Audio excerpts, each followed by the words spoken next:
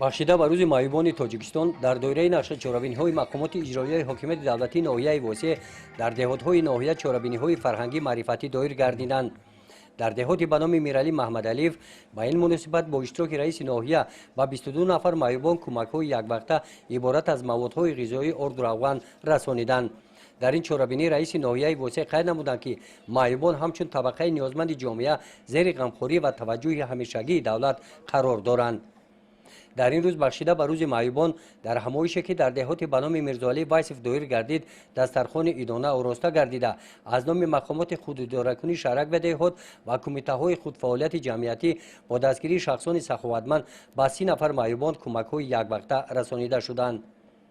дар ҳамин гуна чорабиние ки дар деҳоти тугарак доир карда шуд аз номи ҷамоати деҳот бо саҳми соҳибкорон ва шахсони ҳиматбаланд ба 20 нафар маъюбон кӯмакҳои яквақтаина орд равған ва намак расонида шуда роҳбарияти ҷамоати деҳот таъкид доштанд ки минбаъд низ ба маъюбон кӯмакҳои моддӣ расонида мешаванд.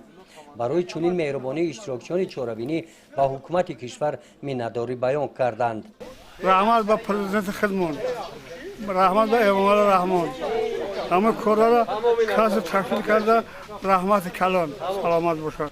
чорабиниҳо бахшида ба рӯзи маъюбон дар дигар деҳотҳои ноҳия гузаронида шуда дар ин рӯз дили садҳо нафар маъюбон шодгардонида шуданд.